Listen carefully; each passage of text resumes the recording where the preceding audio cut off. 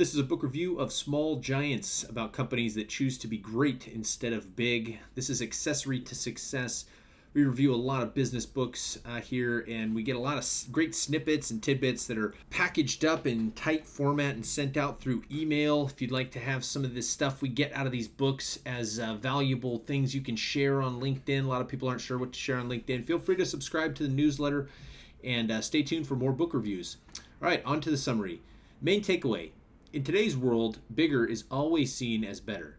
Is this really the case, though? Small Giants examined small companies that have prioritized maintaining authenticity as opposed to large expansions and record-setting revenue streams. These companies include Anchor Brewing, Righteous Babe Records, Clif Bar, Zingerman's, Community of Businesses, Citi Group, and Real Precision Manufacturing. They choose to instead concentrate on goals like creating high-quality customer service and improving community ties. Main takeaways. Being good to customers is not enough. The relationship has to be real and personal. A company should always show its workers how much it values them. Companies should have a united vision on the atmosphere in which they work and live. Growing a company too big takes its soul away and becomes all about the numbers. Small Giants, book summary. It gets to a time when a business has a hard look at themselves. Should they expand or improve on what we know? At this point, the leaders are overcome with pressure to do the usual and seek to expand. Outside influence begins to shape what success looks like. This could be from employees, suppliers, customers. A great company, however, decides for itself what success is and what they wish to achieve. A point also made in the sister to the Small Giants is a book called Good to Great. Anchor Brewing, one of the Small Giants, saw its popularity rise through the 80s. To keep up with demand, the owners realized he would have to expand soon. Maytag, the CEO, pursued direct public offering. He then began having second thoughts about investors as they would affect his goals. He backed out at the end, keeping the company private. He focuses on providing quality, and the brewer continued making beer the traditional way. Great companies have owners who are able to link the needs of the business to the needs of the customers. They face constant challenges each day.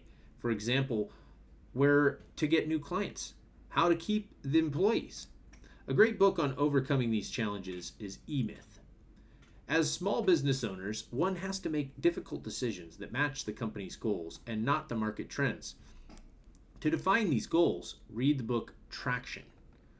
The small giants in this book all had similar trends. They all looked to be intimately tied and involved with the communities in which they were in. These companies also developed real and strong relationships with their suppliers and customers. Building a relationship with a customer can be easy. All businesses have a sort of relationship with their customers.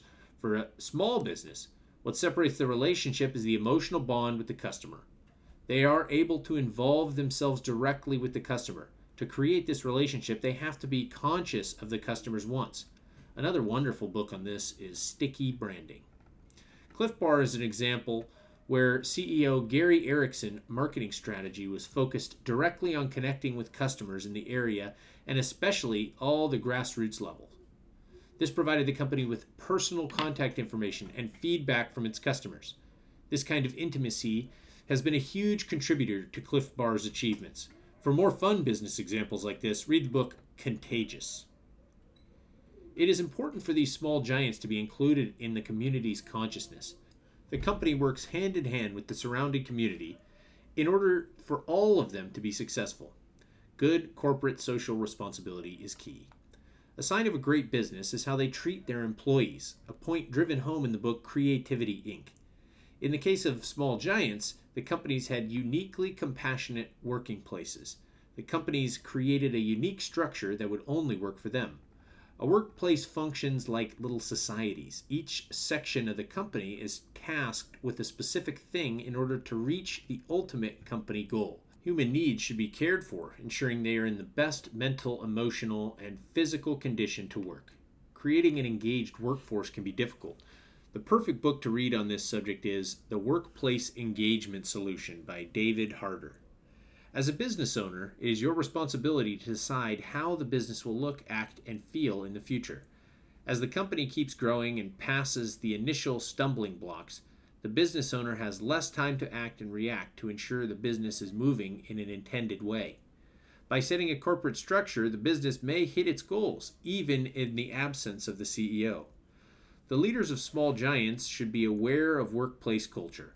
The philosophy adopted should ensure the employees are happy and prideful to work there. After this environment is created, it is easy for employees and leaders to care for one another as well as stay together when their going gets tough. In the book Return on Courage, Ryan Berman talks about this as a company's believership. Real precision manufacturing, which produces motion-controlled products, is governed by three partners. They ran real with values from the Judeo-Christian teachings. Every decision is made according to this and had to be agreed on unanimously. They achieved success by passionately investing in their beliefs. Each of the small businesses in the book has started with the aim to change the world in some form. It is possible to achieve this using different management styles, according to the author. That is the beauty of being a private company. These companies created their mojo by running the business exactly how they wanted. They were all able to overcome the pressure to join other companies and be respected leaders in their chosen crafts. Something Burlingham noted as well is the passion the founders of the small giants had.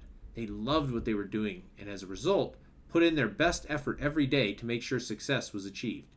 The book Grit supports the idea that passion is a key component to success and longevity. About the author, Bo Burlingham. Bo is a business journalist. He was an editor-at-large for Inc. magazine for 33 years. He's also authored some 5 other books, Small Giants included. This book made him one of the finalists of Financial Times Business Book of the Year in 2006. The Great Game of Business introduced a new concept of open book management, and this sold over 300,000 copies. It has also made the list of the 100 best business books of all time. He contributes to Forbes magazine in an annual small business section where he previews the best small giants in the year. He graduated from Princeton University in 1967 with a BA in Public and International Affairs. This has been a book review of Small Giants by Bo Burlingham. Hope you've enjoyed it. There's been several other books recommended in this review, and you can find links to all of those in the blog post. If you're interested in buying the book, you can do that on the site as well. Thanks for listening, and we'll see you in the next review.